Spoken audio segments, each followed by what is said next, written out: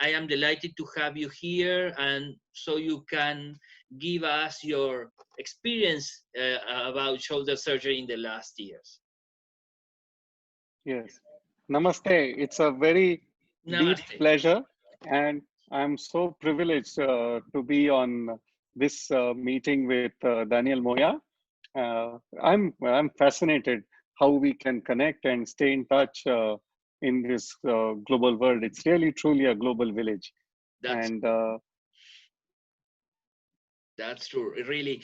Let me ask you, how did you get to become a shoulder surgeon? You are younger than me, you know, in our era, it was like by coincidence or by imposition of your boss. But yes. you faced a completely different situation. How was your experience? Well, Daniel, to be honest, it was a very fascinating, serendipitous journey. It so happened that I was trying for a fellowship, and after a lot of obstacles, I won a Rotary International Scholarship, which was very hard because there were about 250 people who applied, and only 4 got selected. But the funny thing was, the fellowship gave me money. They gave me 13,250 pounds and said that within 2 weeks, you must show us an university admission. Hmm. And here I was looking for a fellowship. I was not worried about the money, but the money came in and I didn't have a fellowship.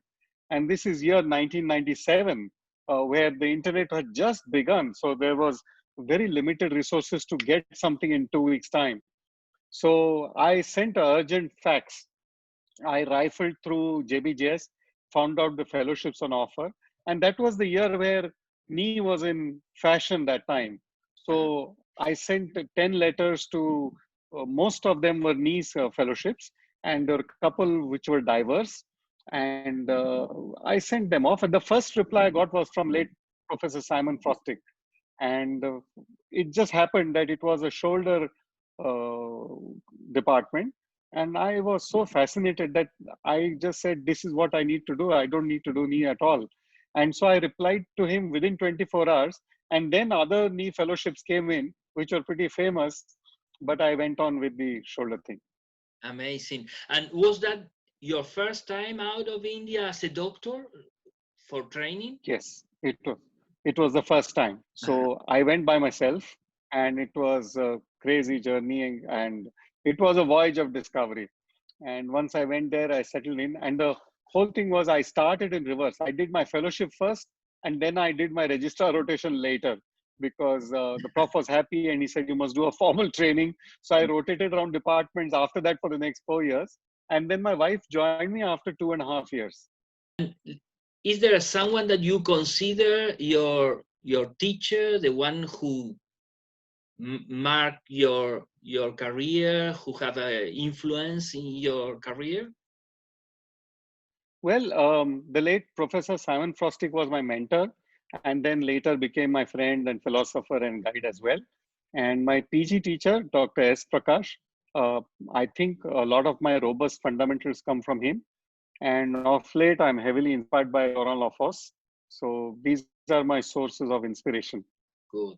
You live in a very nice city close to Mumbai, Pune, and Yes. it's a very active. It's amazing how it is growing. It's for a visitor, it's really easy to realize that it's a very active, busy city.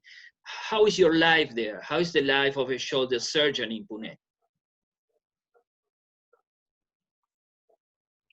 It's pretty hectic. As you know, here the practice is a little different from the West, where we are in the hospital in the morning, say from 8 o'clock to say 4 o'clock. And the commute is not too bad, although it's a big city and it's a very busy, traffic laden city. But for me, it's a 10-minute commute to the hospital. But after the hospital in India, we all go to our private clinics. And so 4 p.m. I start my private clinics, and that goes on till 8, half past 8. And I'm one of those who follows a very strict by appointment schedule. My colleagues work till late in the night. I switch off at 8 p.m. because everything is by appointment. But I have compartmentalized my life over the last 6, 7 years where I operate on Tuesdays, Thursdays, and Saturdays. So I'm home at around 5, 6 as the surgeries are over. I don't go to the clinic. And my consultations are Monday, Wednesday, and Fridays. So those days I finish pretty late. So late in the sense 8, half past 8, which is not too late on this side of the world. Good. So you have a very busy agenda. And what Yeah. about the how is the life during the weekends in India? How are the traditions? How do you spend the weekend? Hmm. So Saturday is working day, but it's optional. So most of my colleagues would work the full day on Saturday, whereas Okay. I work half a day. Mhm. And so I would be home by about half past 2, 3 o'clock. And then we spend time with family, and usually it's some sports activity or a dine out and things. Sundays are main holiday when we recover. And by the time we've recovered, it's time to get back. So our Sundays are busy. They don't last very long. A lot of the weekends are spent traveling for conferences within the country. It's such a big country. Half the Amazing. time I'm refusing invitations to go because traveling is becoming, but there were years where I was traveling almost 22, 23 weeks in a year. So that's a bit much. I've curtailed that now. So I spend more time with family. Good, good. And is there any technical procedure that you enjoy more than others? Like your favorite procedure? Well, as a surgeon, Daniel, you know that surgery fascinates us, and it's always nice to have a good ending, a good result. The good thing about orthopedics is that the response is immediate. So what happens is once you've fixed a fracture and or done a replacement, you've done the X-ray. The gratification is immediate.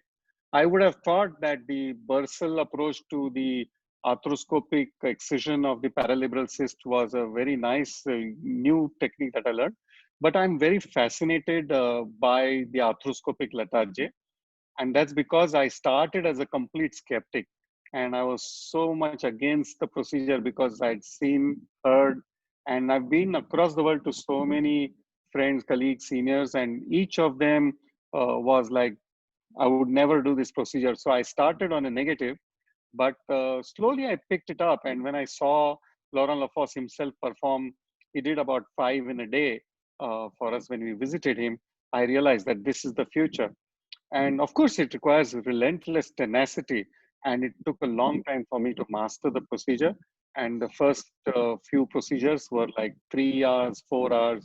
And there's a lot of patience required by the entire team because they were all subjected to the same agony. Yes, I just Yeah, would yeah, like to ask you, you came to our international meeting in Buenos Aires yes, almost more than 6 months ago.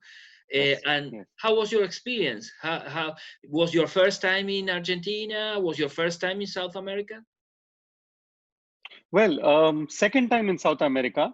I had a taste of South America a couple of years back when I was in Sao Paulo with our friends there. Yeah. And so it's a completely different culture, but it was a perfect alchemy of the ICSE meeting all our top friends who come at the same time. What are the chances you meet all the bigwigs in shoulder once in 3 years at the same place? And plus the Argentinian food, the culture, and the cuisine, your hospitality was exquisite. But to cap it all, we had the biggest presence of Indians at ICSC ever. Usually it used to be 4 or 5 of us. And this time there are about 20, 25, of which 14 of us were traveling together. And we decided that after the conference, we'll go across the length and breadth of Argentina. So we were very excited about the conference and about our travel trip because we went to Iguazu and then we went to Salta and then Purnamarca. And because it was 14 of us shoulder surgeons, it was a it was a big party. It was a big Amazing. party. Is there any conference that have touched you that you remember especially? Well, two for sure. The ICSCS at Buenos Aires was perfect. because we expected a lot. It gave us more than what we expected. It was a very big meeting, but very perfectly arranged, went absolutely smooth. The content was incredible because I come back with a lot more richer experience. And even after such an experience as shoulder surgeon, I end up learning a lot more. So I was sincerely attending a lot of the lectures there. And the culture was amazing. The evenings dining outs were amazing. And then the other meeting that I would like to reminisce about is the 2017 NSC course, because I was invited to operate. It was the first time an Indian was invited to operate and do an arthroscopic Bankart. After all that experience, I still had butterflies. And so it remains as a notable milestone in my life. It will continue to be. And what about your practice? Do you have any story that you remember, something different, something that happened to you related to shoulder surgery?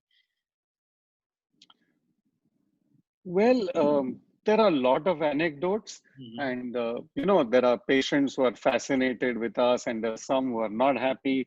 But this is the mango season in India, so some of our favorite patients send boxes of mangoes, and you may not notice it sitting from there, but we are putting on weight in this month because we eat a lot of mangoes now. But I think the one anecdote I would like to share was about a Tanzanian lady. They communicate on email, and you have no idea what the reality is, because communicating on email and actually seeing the patient is completely different. But she was a middle-aged lady who had a glenoid bone loss, and we planned for a arthrolataje. After the surgery was over, she told me later on that somebody recommended her to come to Pune for her arthrolataje. And she had no idea what Pune was and where Pune was in India. She was in two doubts. And then while she was in office, she owned an educational institute. One of her clients heard her talking about Pune, and she happened to have had an arthroscopic cuff repair by me a few years back. So he endorsed it. Moment he endorsed it, she decided she'll pack her bags. And they're very impulsive patients, the Africans.